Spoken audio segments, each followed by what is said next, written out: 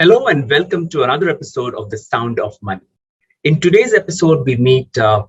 Praveen Kadle, who has had an amazing experience and association with the Tatas for over 3 decades. Apart from the Tata experience, he talks about his career, his start or lift off of career with the Garwaris. Well, he has in him the ability, the true leadership quality, which he talks about very easily all through the show, be it the Daewoo Motor Company deal or the Jaguar Land Rover deal or even listing on NYSE, all that exposure, that experience that he had in various roles as MD, CEO on the Tata group of companies, all that and the challenges that he faced, all that comes up in the next episode of The Sound of Money.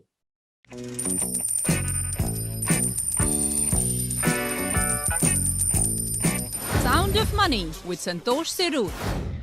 Hello and welcome to a very special episode of The Sound of Money. Now, in our episodes on Sound of Money, we've been talking about financial literacy, policy and macroeconomics, and even about banking trends. But starting today, we also talk about another facet of banking and finance, which is leadership. And when it comes to leadership, I have an amazing guest on my show. And I wanted to start my show on leadership with him, and he agreed very easily. I have with me on the Sound of Money, Mr. Praveen Kadle. Now, Mr. Kadle has been associated with the Tata Group for almost 3 decades. Currently, he's the chairman of Tata Components, and he's been associated, as I said, with Tata's right from Tata IBM, which was a joint venture, and he was the CFO then. Then he was also, the executive director later on in 2001 with the board of Tata Motors. And he has done some very, very pivotal role when it came to Tata Motors. And in fact, in almost all the Tata organizations that he's been associated with. And one of them being in 2008 when the Tatas re-entered into the financial services through Tata Capital. We're going to talk all about this, his experiences, his rich, experiences that came from the ground, and especially when it came to turning around industries, sectors in the Tata Group. But more importantly, I'm going to talk to him about something very intriguing, which is about his email ID. But first, let me welcome our guest, Mr. Kadle. Mr. Praveen Kadle, welcome to the Sound of Money. Thank you, and good morning. Yes. Mr. Kadle, I was quite intrigued with the email ID when we started corresponding for this episode. And I did read Prachitas Capital, and it was not Tata's or, something on that lines. So what exactly is Prachitas Capital? I'm very keen to know about this. So Prachitas is basically a Sanskrit word. And as you know, Sanskrit is the original language of India. So I was doing some research on and I was in terms of finding the right name for this company, which I just started. And I came across this word called Prachetas. And the meaning of Prachetas is an intelligent investor, careful and intelligent investor, it's not investor, careful and intelligent person. And the theme of my company and the main strategy of the company is to make investments. So I wanted to give the confidence to the people that we will be very careful and make the investments in a very intelligent manner and in a careful manner so that the investors can get very good returns. So instead of choosing any other word, I thought I would choose this word Prachetas. Of course, it brings the linkage with the original language of India, which is the Sanskrit word. Yeah. And our theme of this company is basically supporting the nation in whatever small way we can do. I mean, I don't have any big kind of goals, or I don't want to be very, very ambitious kind of make ambitious statements. But what I would like to say is that the country is in a very, very advantageous position right now. And in my personal view and in the view of my colleagues, India should grow significantly in the post-COVID situation. And therefore, whatever I can do in our own little way, so we should do it. in terms of providing the capital to the industries which are very pivotal and important from the point of view of India's future growth strategy. Okay. And therefore, I was looking at something which is, in terms of the name, which is linked to the original language of India, which is Sanskrit, and making investments in a very careful and intelligent manner. Mm-hmm. And I came across this word, and therefore I chose this word. Interesting. So, are you saying you're foraying into private equity? It's an amazing world out there, and that's one. And the second question is, what about your role with the Tatas? Is that somewhere linked, or how do you want to take this forward from your own future and career standpoint? Yes, to answer your first question, I do want to enter into private equity. Mm-hmm. I started private equity in Tata Capital right from its inception in 2008. Of course, after the preliminary work and whatever groundwork we had to do, it was, I think, in 2009-10 that we started. And the actual start, as I said, happened in 2009-10. And we made some good investments, we got very good returns. So I was fascinated by this industry, not because of the returns and carry and management fees, which are very, very popularly associated and many a times highly criticized by the critics of private equity. Mm-hmm. But for the reason of the real contribution the private equity players can make, in terms of their own contribution through their companies to the growth of the country. And of course, in the process, they make money. That's a separate issue. And I am not socialist, and therefore I'm not, afraid of talking about capitalism or making good gains, provided all of this is done for the right cause of the growth of industry, growth of the country. Plus, of course, I also believe that the companies should contribute to the society. And therefore, they have contribution in terms of social, being a kind of a responsible social kind of a entity. And therefore, I felt I should continue to carry that same interest that I had in private equity in my personal career, which I am now starting from 1st April 2000, or I have started now from 1st April 2021. Your second question, what is my role with Tata Group? Yes, I have now moved into a non-executive role in Tata Group. So I'm on the board of a couple of companies in a non-executive capacity, including the company you talked about as the chairman of Tata Autocom Systems, so which is a privately held company, and it's there in the auto component as well as in the related component industry. Okay, that's really very interesting to know. It's your next step, and I'm sure it's an amazing way ahead for you. So coming to the leadership, right? You have been known in the Tata Group and otherwise as the always the change magician, right?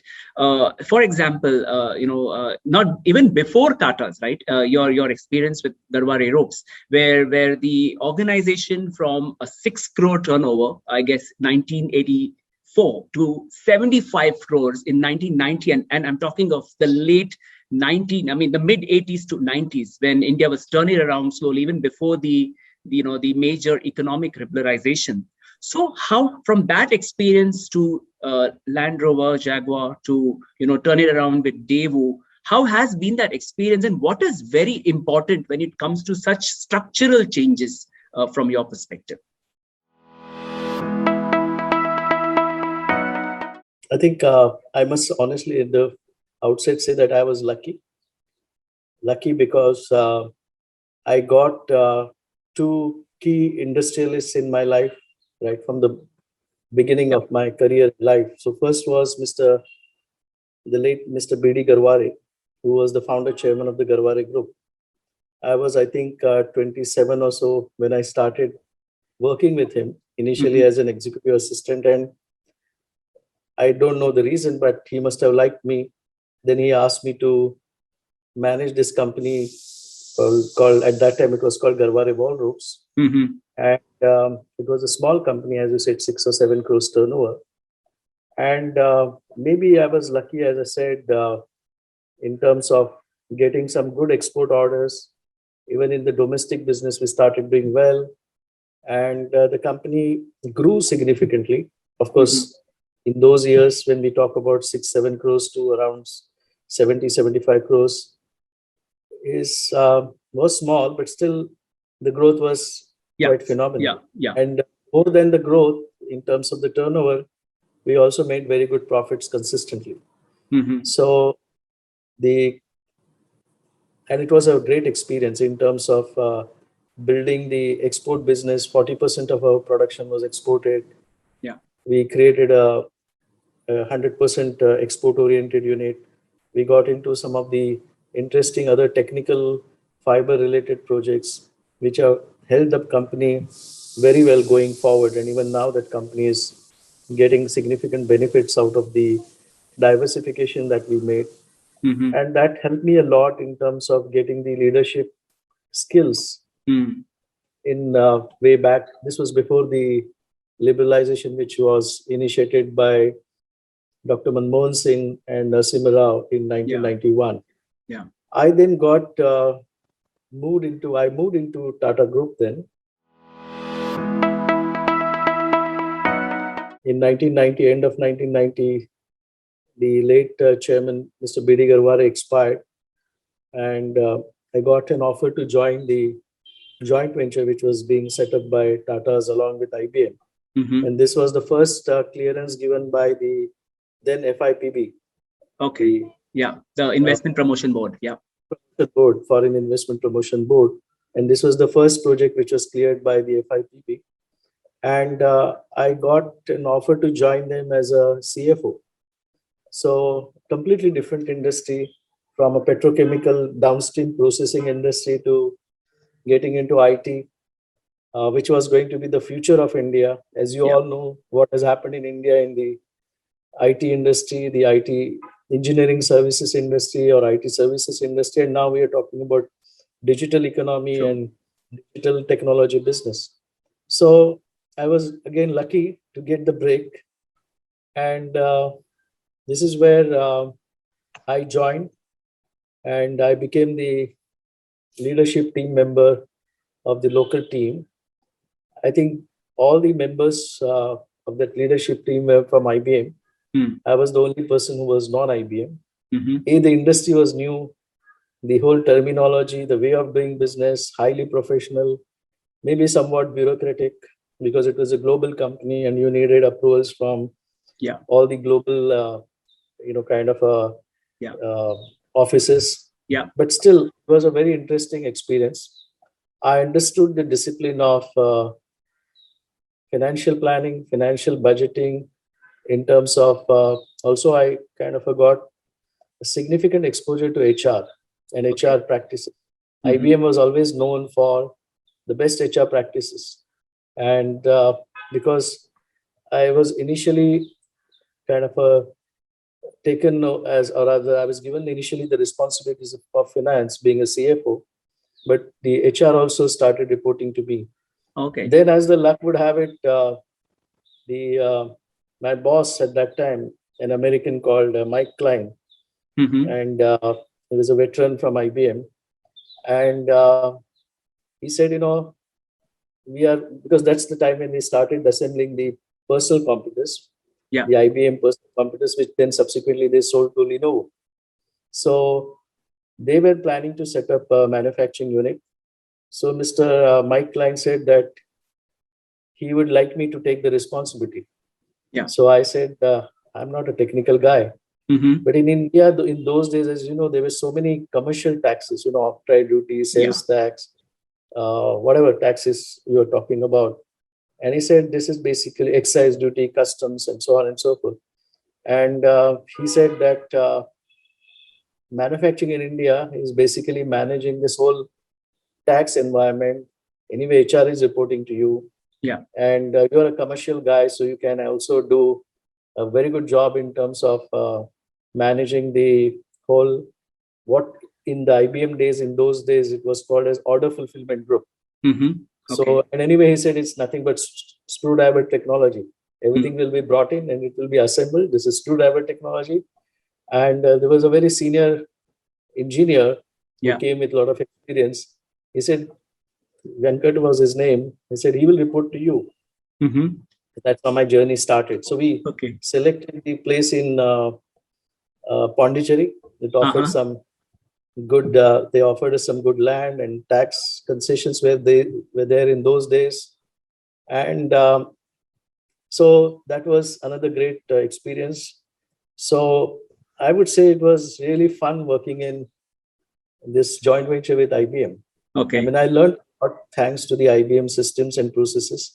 It was Okay. hard work, no doubt. When we were Yeah. setting up the processes, you had to have a call early morning at 4 o'clock in the morning because somebody from Australia would be there and somebody from USA will be there on the other Okay. hand, and somebody will be there in the Europe or something like that. Yeah. So it was, but I was young. I was maybe 34, 35 years old, Okay. 36 years old. It was great fun learning, working Okay. from people from all over the globe, Yeah. and but I enjoyed it. Indeed, indeed, of course. So, what I realized as you're mentioning about this experience. So, normally we say, right, opportunities knock on the door, but it looks like in your case, opportunities actually barged in. So you just took it as it came, right, all through your career. So, what is that one or two learnings you feel you could share with our audience? What is it that's very key for any individual when it comes to shaping up a career? It's a difficult to answer, but let me try. First of all, as I said, if I really see my journey, I moved from one industry to another with no correlation with each other. Mm-hmm. So the first thing was to understand the industry. So, so I did study.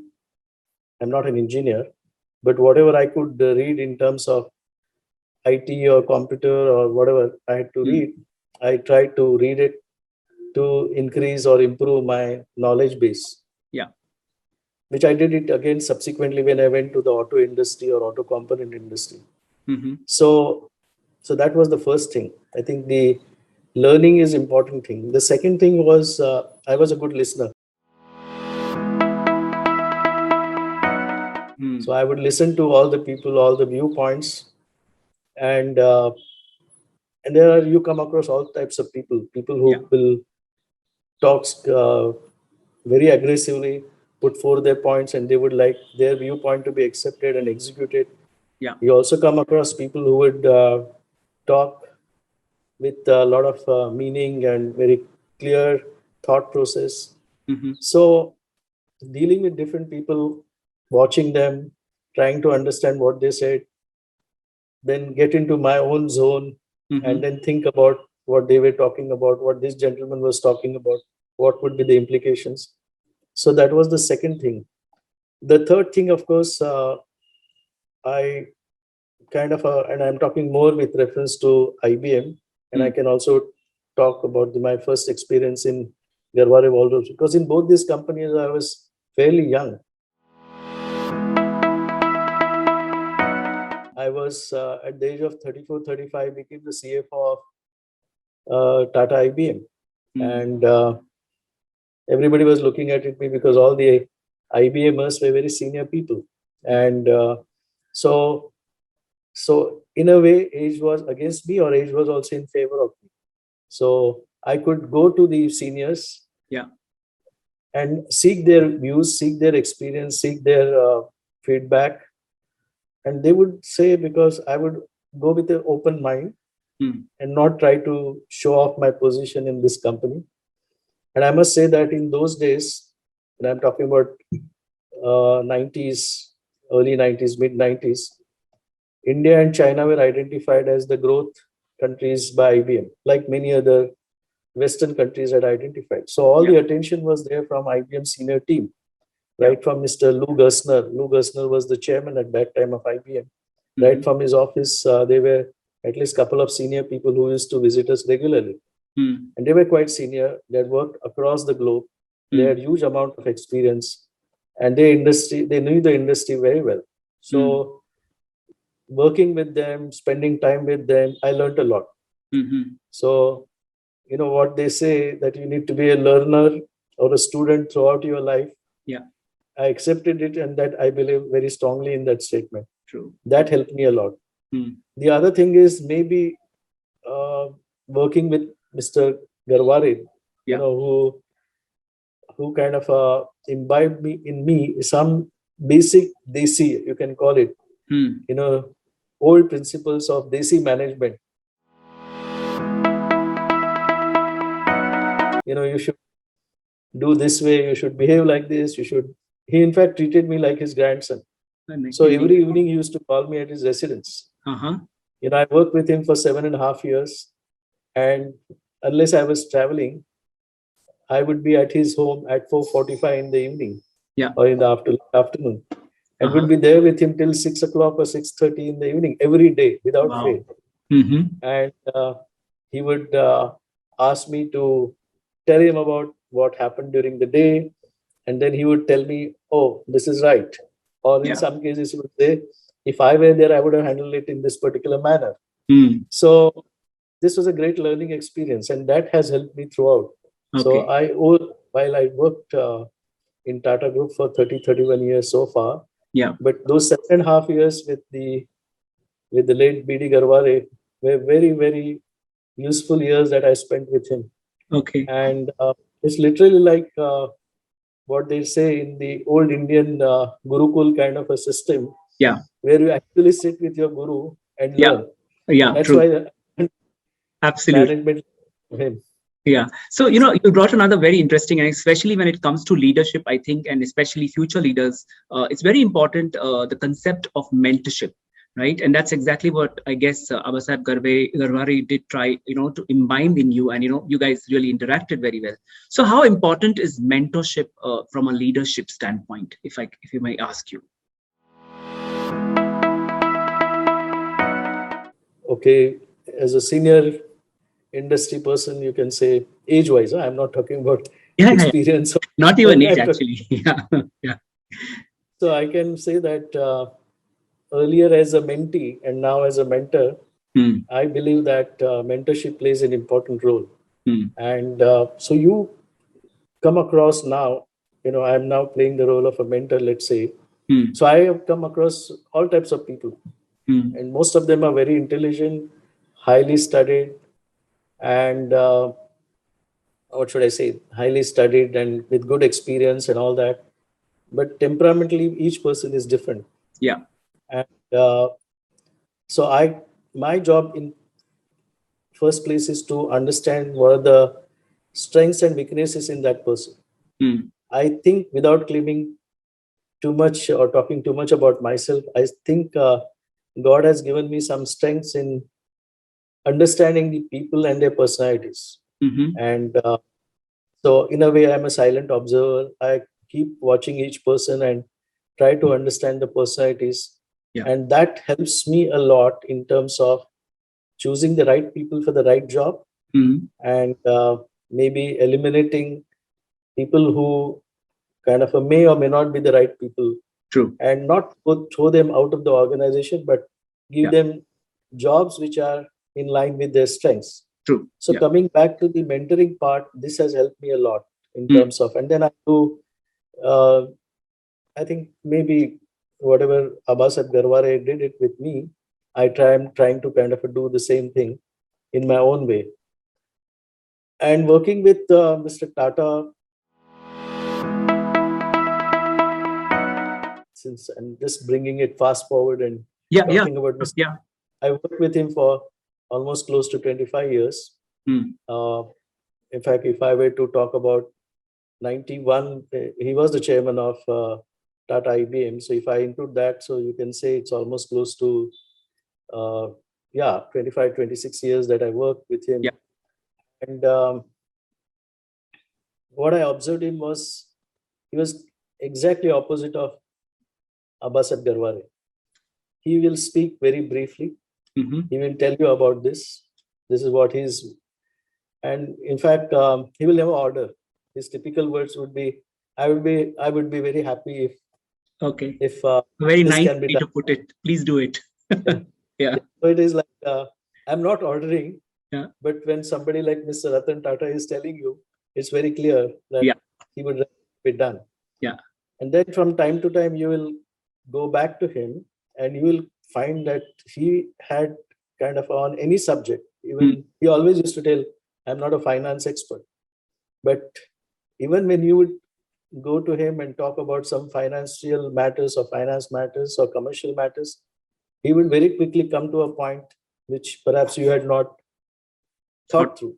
Yeah. So I think these are things which I learned a lot Hmm. from two stalwarts. Yeah. Okay, the Garware group was not as big as Abbasaheb Garware, as not big as say Tata Group. Hmm. But as I mentioned in the beginning, Desi management style had its own positives. I Yeah. learned a lot, and that's what I value and cherish a lot. Okay. What I learned from Yeah, Mr. Jaipuria. as you said, right, you got some fantastic opportunity that came along through your career, right from Daewoo, maybe up to Tata Land Rover, Jaguar deals, even listing of Tata Motors on New York Stock Exchange, some of the most iconic landmarks, I would say, for Tatas, and of course in your own career. How have these experiences helped you, and how, where, if you look back, what do you feel about it? If you can share with our audience. I don't give much importance to the position I got. I was one of the youngest board members on the company of the board. But these are some of the things which happened. And then I got recognition because of the work that happened in Tata Motors. But it gave me very fulfilling experience. As I mentioned, Mr. Tata was, he would delegate everything. Yeah. So he gave Tata Motors, even in those days when I went, was 10,000 crore turnover company. I'm talking about 1996. So it was a big canvas in any way. Yeah. And he would never really kind of call you every day. And unlike in the case of Mr. Garware, who would call me every day and I'll spend about at least 2 hours with him every day. There was nothing like that with Mr. Tata. First of all, yes, no doubt, Tata Motors was his first kind of a preferred company. And he used to spend a lot of time in Tata Motors, but still, he was the chairman of the group. And he had a lot of other international, what should I say, responsibilities or assignments. So he was on various boards, either as a board member or in advisory capacity, or all this philanthropic work would kind of give little time for us to interact with him. But still, I think whatever time we spent and whatever big canvas he gave helped us a lot. And so when I joined Tata Motors it was called Telco at that time in 96. The company was 10,000 crore, reported first time the private sector company crossed the turnover of 10,000 crores, good profit. But it was at that stage, it had still not gone into the passenger vehicle business. It was still a strong commercial vehicle business company.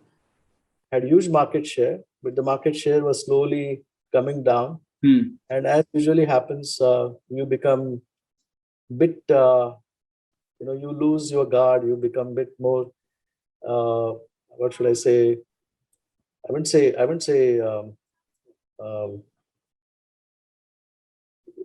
What's the right word? So let me say that they were a bit kind of things had become easy. The market was huge. The financial controls were not there. That many financial controls. Of course, we had great technical strengths, but marketing was still a weak link because you didn't have to do any marketing when you have got 70% market share. Yeah. You just need to sell it to or distribute your commercial vehicles or trucks to your dealers. Yeah. And So were you saying you were heading towards, you felt it was going towards complacency in some way? Yeah, I think that's the right word. Complacency is the right word. And I do remember telling my colleagues, and in fact, I did tell Mr. Tata also within 2 to 3 months that things are not so great here. And he gave me, as I said, free hand. He gave me the free hand in terms of, and as I said, it was a big canvas. Yeah. Wherever you would touch, even in those days, to do anything, the figure would be at least 1 crore minimum. Wow. I mean, today, of course, 1 crore doesn't look to be that great. Yeah. But in those days, 1 crore was big money. Significant. At Yeah. least equivalent. Yeah. So we had very lax working capital management. We had big profit-making company, but huge debt on our balance sheet. So cost controls, cost optimization was not in anybody's dictionary. Yeah. So, and the processes with reference to capital expenditure and controls, again, was not really looked at it carefully. Return on capital employed was never the, or return on equity was never the Agenda. kind of a agenda. So the basic financial controls and what you measure in terms of financial controls were very lax. And so I think for somebody like me, I would say it was with good background and good learning. I think it came as a very good ground to really implement what I thought was the right thing. And I must say, Mr. Tata was very supportive. You know, when you are getting into some companies like Tata Motors or Telco at that time, Yeah. where change management is important, but is also very difficult. True. So you need to be very persistent. You need to be very, not kind of what should I say, get, what should I say, get negated or get the feeling of losing something or getting defeated. Yeah. And this is something which I kind of you asked me about what was one of the positive things was I never get disheartened. Okay. I don't lose my confidence of doing the things.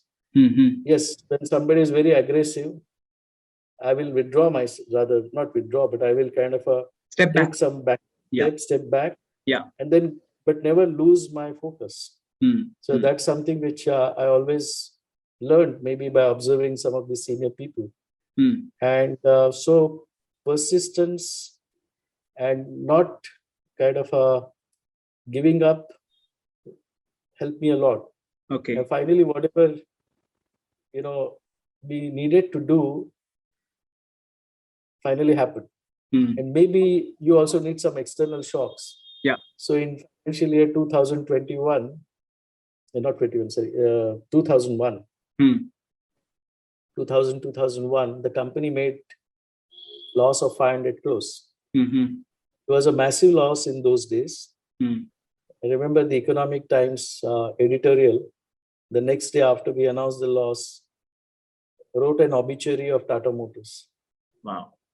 And that editorial is still there, which talked about, end of Tata Motors. And it said obituary. So that's the time when the pride of all the Tata Motors, the people really they all felt very hurt. That's the time it kind of, of course, we had already started the work, but you needed some shock. Yeah. And shock came in that loss of 500 crores in 2001. And I must say that everybody really worked together in terms of whatever we are talking about, in terms of restructuring the operation, selling off the,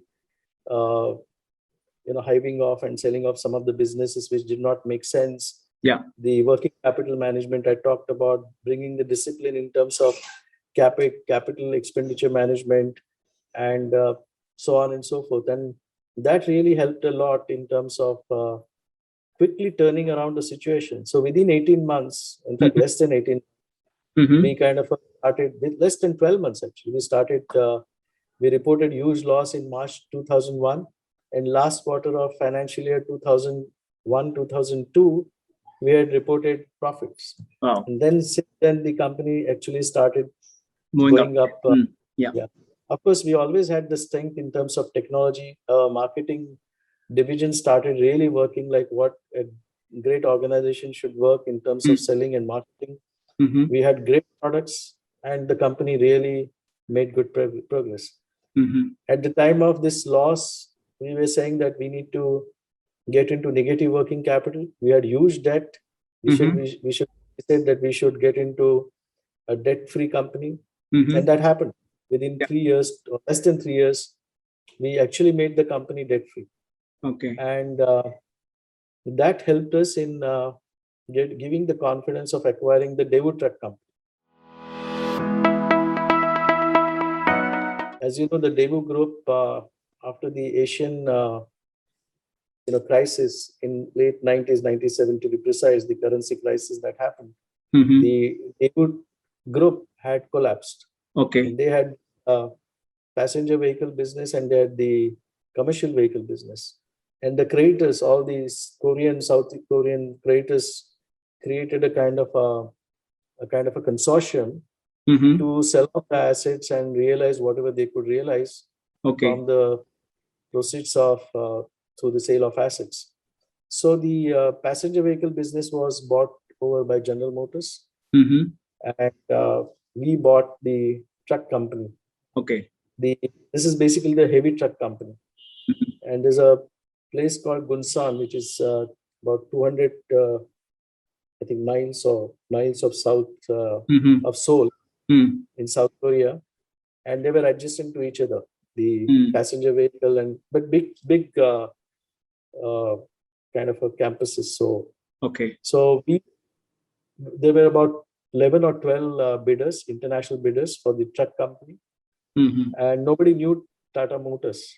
Okay. And I remember the first time when we went to South Korea, of course, language was the big problem. There Yeah. was a gentleman who was kind of allotted to us to interact with us right from the day one. He, in fact, asked us that, what do you do in India? Kind of a question. Okay.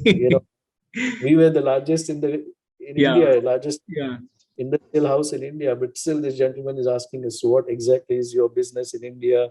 Yeah. And starting from there, asking the basic questions about the group, Mm. about us, Mm. and but it was great experience of almost close to 10 months.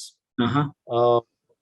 And I think they liked liked our approach. You had to take the consent from the union Mm-hmm. because the union culture is very strong in South Korea. At least at that Yeah. time, it was very strong. Yeah. So we had to take their consent, and we kind of, and my colleague, Mr. Ravikant, who was the executive director of commercial vehicles, then he subsequently became the managing director of Tata Motors and then vice chairman. But I had moved out by then Mm. to start Tata Capital. Mm. So he and I worked together very extensively, and he kind of thought that we should prepare all our good labor policies that we have in the Tata Group and Mm. also in Tata Motors. We should convert them into pamphlets or printed material, video Yeah. shootings, and convert them into Korean language and Yeah. present it to the workers, to the management, True. and that became a great success. Mm. And the best part was, and which is the photograph is still shown many a times, that when we signed the agreement finally in 2004 March, I think, Mm-hmm. Mr. Tata came for the signature. Mm-hmm. He personally traveled to Gunsan, Mm-hmm. and after the signing ceremony was over, he had lunch with the workers in their canteen. Wow. And that photo became such a great success. Yeah. I mean, great and Yeah. kind of a Yeah. favorite kind of photograph all over the world, and more particularly in Korea. Yeah. And that helped us, or helped Yeah. me in particular, Yeah. when in Tata Capital, when we were raising the private equity money, Mm-hmm. a South Korean, sovereign fund Yeah. called KIC, Korea Investment Corporation. Mm. So they decided to put $200 million in our fund. Awesome. The Yeah. reason being, because they knew about the success story. Then, of course, Daewoo Truck Company was making losses. We immediately converted into a profit-making company. And it helped Tata Motors a lot in terms of getting the technology for the heavy trucks, which is basically what you see in rest of the world. Yeah. And so the sole success story had become a great feature in Yeah. the Korean industry. Mhm. So that helped us when I was raising money in Tata Capital for our funds, Okay. private equity. So that was that. Then of course, Mr. Tata always had felt that we should get listed on New York Stock Exchange. So when I first went to Tata Motors, I got transferred from Tata IBM in '96. Hmm. So Mr. Tata had told me that we should get Tata Motor listed on. Again, repeating his words, I would love to have Tata Motors listed on New York Stock Exchange. Okay. So The that is a message was message. conveyed. Yeah. So, and we wanted to do it earlier, but then this loss in 2001 kind of stopped us. Mhm. But the message was very clear that we need to do it. Yeah. So when the company quickly turned around and we had to we were making good profits, we had acquired Daewoo Truck Company, we were getting the international attention. Yeah. So in 2004, we did the listing on the New York Stock Exchange.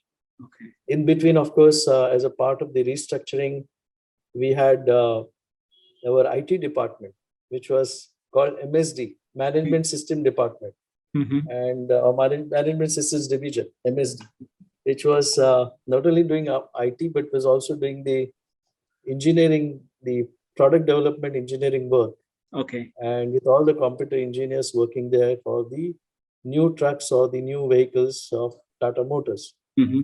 And Mr. Tata felt, because we were losing engineers, because this was treated as an automobile company. By then, Yeah. Infosys had made a public issue.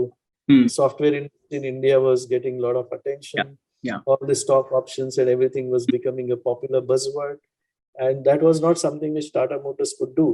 Hmm. So same thing, 97, Mr. Tata said, I would love to have a separate company. So we created this company called Tata Technologies Okay. with zero revenue, external revenue. Today it is close to $500 million revenue. Wow. And then same thing we did with our construction equipment business, which Mhm. was as a part of a division. We created a separate, demerged it, created a separate company, brought in Hitachi Construction Machinery as a joint venture partner. Okay. Both the companies, they have more than $1 billion valuation, though Oh. they are not listed. Hmm. Hitachi was, first came in with 20% equity stake. And finally, when they came with 20 became 40, 40 became 60 in 2008-9. Mhm. So when the additional equity stake of 20%, they valued the company at $1 billion. Okay. So way back in 2009. So from 19, so they came in 2000. In less than 9 years, the company was valued by them at more than $1 billion. So great experience. Worked in. It was really fulfilling experience. Like what you would like to do Yeah. and like to learn, like to really get delivered as an executive. Yeah. You Was always that kind of, cherished. yeah. So the stint in Tata Motors will always remain as a big fulfilling experience for me. Okay. Then of course, 2006 actually, Mr. Tata told me that he would like to create because by then the things were improving in terms of the banking sector. The liberalization was taking place, Yeah. and there were enough indications that Reserve Bank of India in particular and the government would like to see more private sector banks coming in, Mhm. and they will allow perhaps the big corporates to get into banking. Yeah. So again, same happened. Mr. Tata talked to me about it. He would love to get And into banking, is it?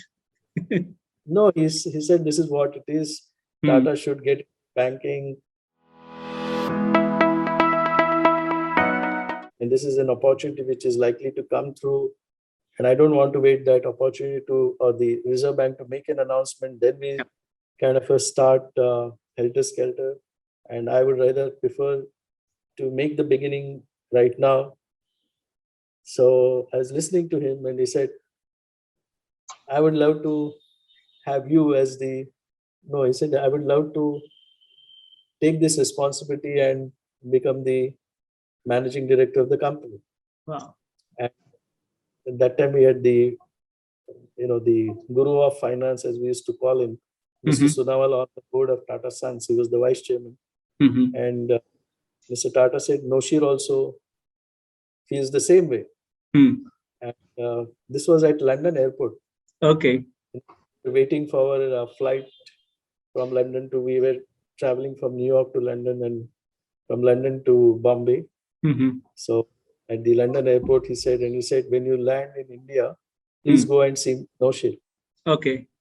So that's the message. Very So interesting. he said, you want to think about it, you can come back to me. I said, no, sir, I've taken a decision.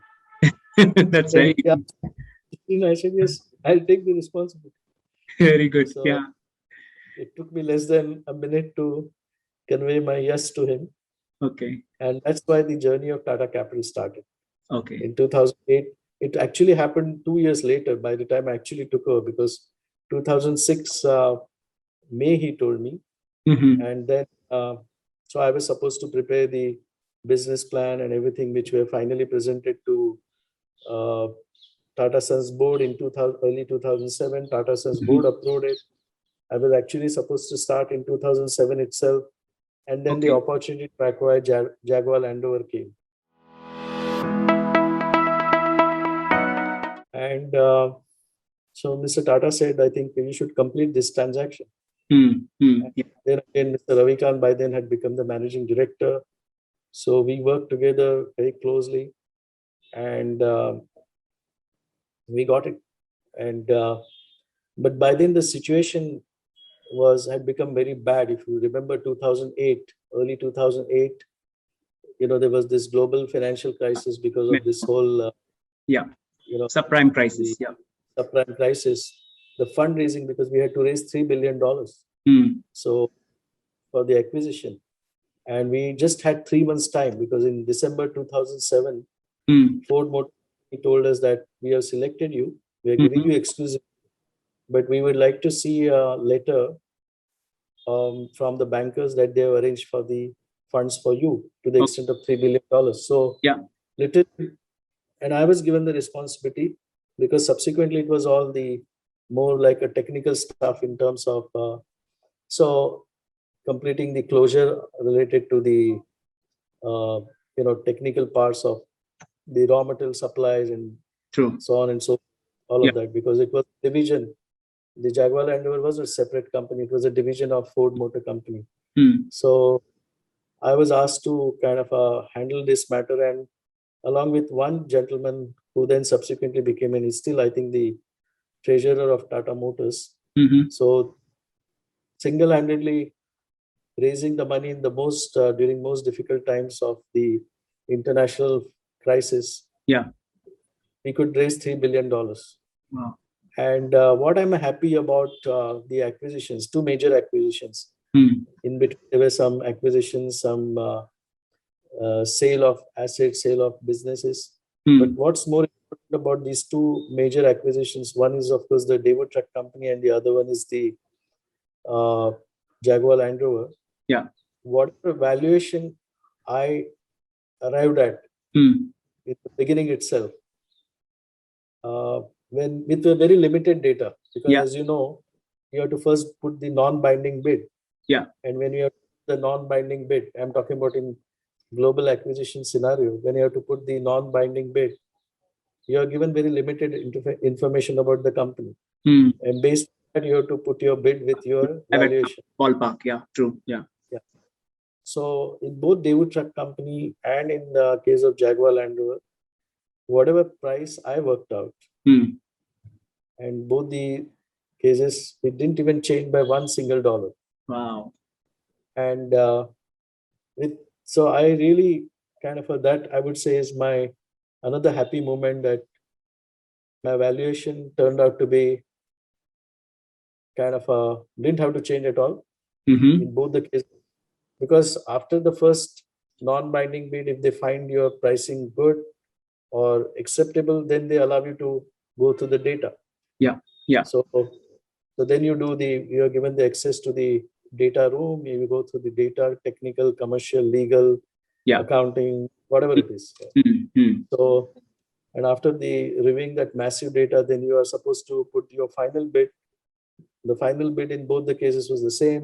We won both these assets or businesses, and since then both the acquisitions have turned out to be very successful acquisitions for True. Tata Motors. True. So that was again something which gave me a lot of personal satisfaction. Absolutely. The turnaround, making the company debt free, raising the money in the international market, billions of dollars, getting the company listed on New York Stock Exchange, significant cost reductions which we Yeah. did throughout. Where of course some of these positive things I'm very happy about, but as I said, the landmark acquisitions and giving the perfect valuation, Yeah. which everybody, I mean, it was, I still remember when we were going to put our non-binding bid for acquisition of Jaguar Land Rover, and this was, even at that time, Jaguar Land Rover was much bigger than Tata Motors. So if we had to put that bid, yeah, and if anything had gone wrong, it would have been a great disaster. True. So the valuation, I was asked to make a presentation to key directors of Tata Sons in the evening. It took 2 hours for making the presentation. Lots of questions were asked, scrutiny was made. But finally, the senior directors of Tata Sons, including Mr. Tata, who was there in the meeting, they all accepted. And that's really helped us in finally. I must say that there was a big criticism against Tata Motors that we paid higher price than what was really worth. But by then, after completion of the acquisition, I had moved out. But Mr. Ravikant and all the JLR team members in UK did a great, fantastic job. Okay. So from a loss-making business to a profit-making business, and whatever price we paid, $3 billion, many more times Tata Motors got back. Absolutely. So, and the brand equity itself played such a huge role, right? Yeah. True. Yeah. So, Mr. Kadle, apart from your corporate life, you have been very, very actively involved and even continue to in social sphere in terms of be it Child Relief and You or CRY, and even your own community institutions. Can you share a little bit about what has been your experience and what do you look forward from these institutions and the role they play in the development of India?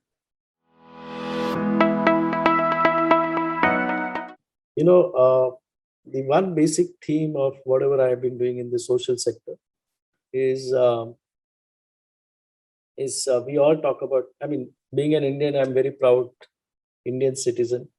I would really like to do something in my own small way to the growth of the country, whether it is the materialistic thing or non-materialistic thing.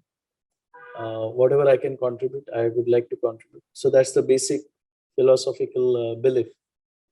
The second thing is, some of the initiatives you ask about. The strong belief that, we all talk about the demographic dividend India has. Yeah. But it's my strong belief that this demographic dividend can become huge demographic liability unless we provide affordable healthcare, affordable education, and then employment or employability or entrepreneurship opportunities to the youth from the age of around. Yeah. And if you don't do that, then you are going to have a big demographic liability. And that demographic dividend is something which needs to be nurtured through these initiatives. And therefore, when I look at CRY, again, the same, it's basically child. Yeah. It was child you, now then they change it to child rights and you. And CRY has done huge amount of work in terms of right to education. Mm-hmm. Yeah. They are not the. It was finally the act which was passed by the parliament. Yeah. But we did huge amount of work in terms of making it happen.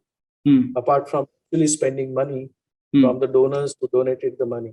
Mm. And I've been associated with this CRY from 2005 onwards. So it's almost now 16 years. Mm. Then some of the communities, same thing. The community originally comes from backward area. Now it's not backward, but originally it was a backward area from northern Karnataka. Mm. Education was a problem. The women empowerment was a big problem. True. And therefore, our community, under the guidance of a spiritual head of our community, Mm. and the spiritual head, chose these initiatives at right from the early years of his becoming the spiritual head. Yeah. So he started these, activities as a part of the charitable under the charitable wing of our, community initiative. Mm. So we have now got students who are close to 3,000 students across various schools which we have in Maharashtra and Karnataka, Mm-hmm. including enabling the specially challenged children, Mm. in terms of building their skill levels and making them, honorable citizens in the country, and making them learn and earn by doing the skill development. True. So that's one part. And of course, we are now taking more initiative in terms of expanding these activities. So in the next 2 years or 3 years, what we have today, the strength of around 2,800, 3,000 will become maybe 5,000 students. Mm-hmm. It's not just the getting the number added. Yeah. What is important is giving the value-added education. True. Value-based education.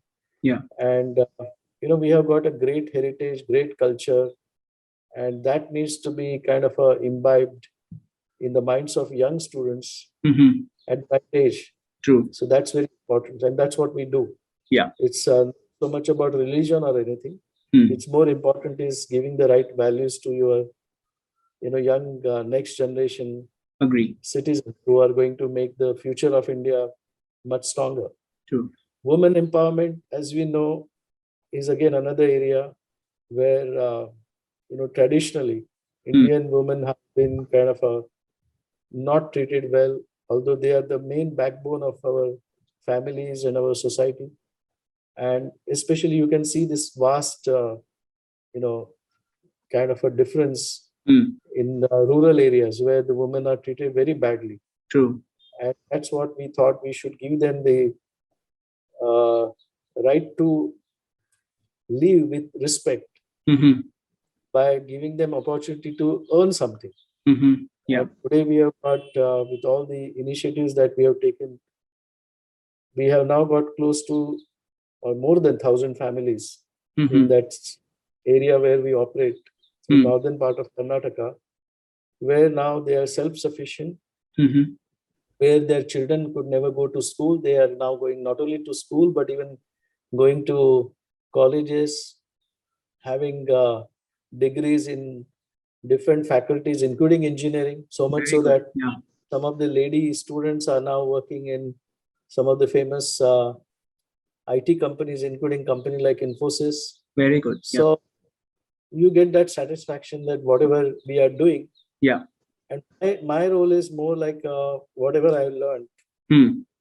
over the years in working in corporate world, and whatever I have learned is to give that through my administrative experience. Yeah. In supporting these initiatives. True. So, and also doing the fundraising for supporting these initiatives. True. So that gives me a lot of satisfaction. I can imagine. I'm not a religious person. Yes, I do understand the importance of the religion and all that, but I enjoy more in terms of working in these initiatives. Okay. So, Mr. Praveen Kadle, I mean, an absolutely fantastic conversation with you in the last 1 hour. right from your corporate experience, you're literally from your day one with Garwari, right up to Tata's, to your immense contribution that you're doing for the growth and development of the institutions, and also eventually for the country. Of course, also would like to congratulate you on the Mumbai Ratna Award that you actually received, was conferred very recently. And of course, tons and tons of achievements that you have had over the years. Wishing you all the very best for your new private equity venture, which is Prachitas, through Prachitas Capital. And of course, a very, very best also for your social development work, which is contributing so immensely for the development of India. Thank you so much for joining us on The Sound of Money. Thank you. I just wanted to tell you that Sure. Whatever I've done is a very small contribution. The awards do not mean anything. What is important is the self-fulfilling experience and satisfaction. And in a small way, if I can contribute, it's great. And thanks for giving me this platform. Thank you. Thank you, Mr. Karle. And well, with that, we come to the end of this episode, this exclusive episode with The Sound of Money with Mr. Praveen Karle. Thank you so much once again for joining us and of course, tune into our channel regularly. Well, stay safe is the message from all of us here at The Sound of Money. Thank you so much.